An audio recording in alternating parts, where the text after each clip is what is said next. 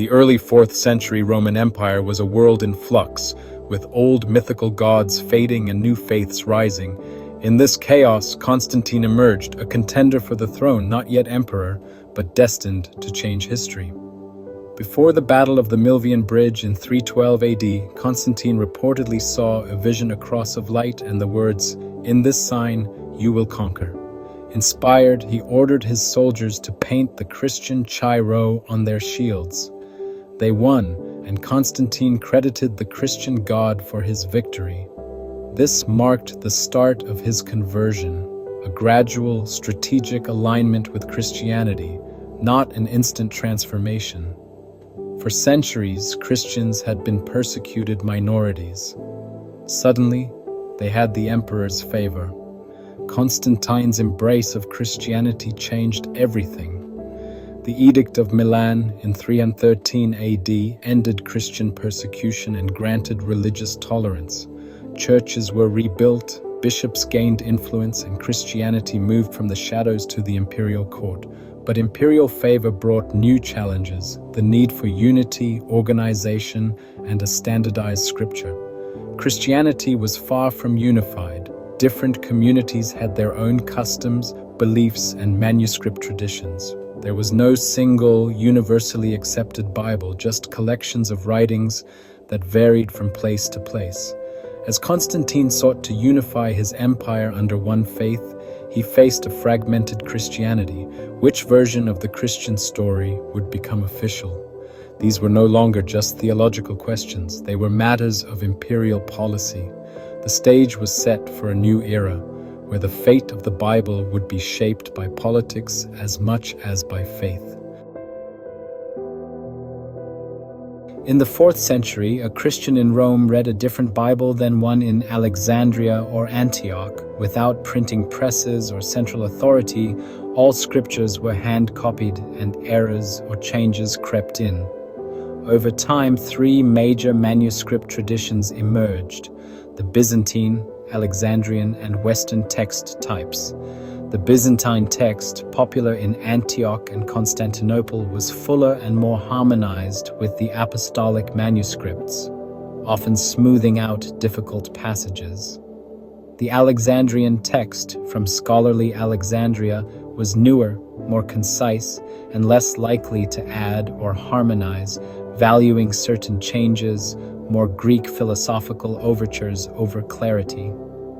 The Western text, found in Latin-speaking regions, was freer, adding paraphrases and even new stories. These weren't just different words, they reflected different ways of being Christian. The diversity of these texts mirrored the diversity of early Christian belief and practice. As Constantine sought unity, these competing Bibles posed a major challenge. The question became, which tradition would define the faith of the empire? Behind each manuscript tradition stood influential scholars who shaped the Bible's text. Lucian of Antioch revised the Greek scriptures, creating a smooth, accessible text for the Byzantine churches. Origen of Alexandria, a brilliant and controversial scholar, produced the Hexapla and championed rigorous textual criticism. His work defined the Alexandrian tradition. Origen's followers compared manuscripts, debated readings, and preferred the more challenging, original forms of the text. Hesychius of Egypt, though less well-known, created a local recension that contributed to the Western text type. These scholars responded to the needs of their communities, shaping the Bible for different audiences. Their work reflected the theological and cultural diversity of early Christianity. When Constantine sought a unified Bible, it was the legacy of these men, especially Origen's scholarly tradition, that came to the fore. The Bible was not a fixed text, but a living document shaped by debate, scholarship, and local needs. The choices of these early editors would echo through history. With Christianity now favored by the emperor, unity became a political necessity. The Arian controversy, debating Christ's divinity, threatened imperial stability. prompting Constantine to convene the Council of Nicaea in 325 AD. The Nicene Creed affirmed Christ's full divinity, shaping which Bible would be chosen. The Byzantine text, linked to Lucian and the condemned Arius, was politically risky. The Western text was too inconsistent for a unified empire. The Alexandrian text, associated with Origen and seen as scholarly and ancient, became the preferred choice. Eusebius of Caesarea, a historian and advisor to Constantine, was tasked with producing a standardized Bible. Constantine commissioned Eusebius to create 50 high-quality copies for the new churches of Constantinople. This decision was deeply political. Constantine needed a Bible that was uniform, authoritative, and aligned with state theology. The Eusebio-Origen text, with its scholarly pedigree, fit the bill.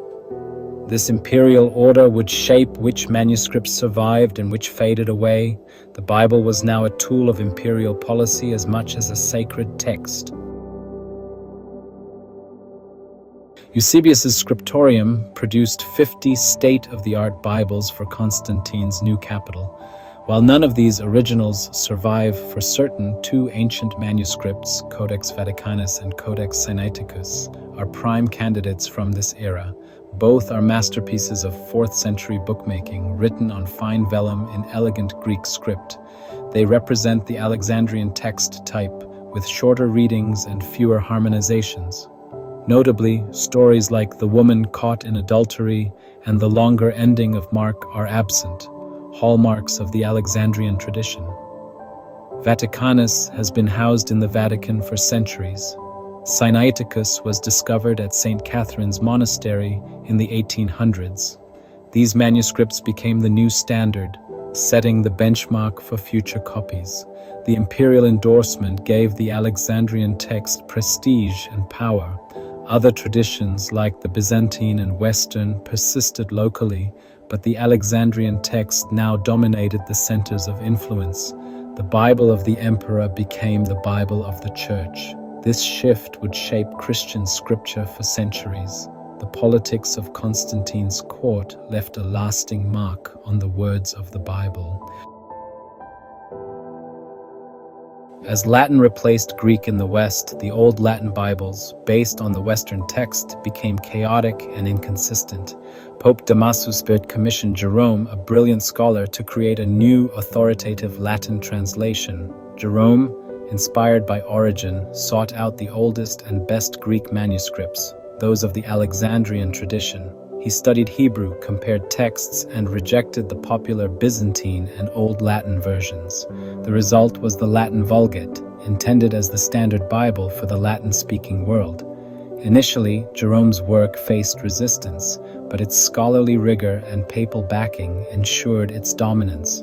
For over 1,000 years, the Vulgate was the Bible of Western Europe and the Catholic Church. The chain is clear.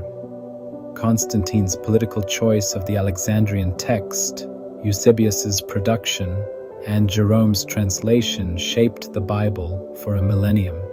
The Vulgate was, in essence, a Latin translation of the Greek text chosen for imperial unity. The decisions made in Constantine's court directly shaped the faith and scripture of Western Christianity. The Bible's history is inseparable from the politics that shaped it. Understanding this chain is key to understanding the Bible's enduring influence.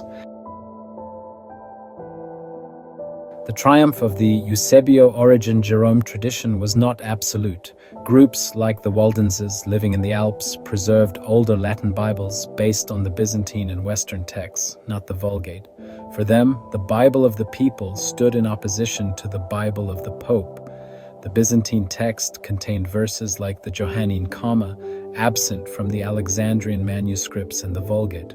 During the Reformation, scholars like Erasmus used the Byzantine text type to create the Textus Receptus, the basis for Luther's and Tyndale's Bibles, and the King James Version.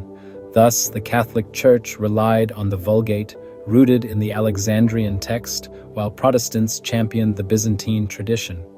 Constantine's 4th century choice created two streams, one flowing through the Vatican, the other through the villages and valleys of Europe.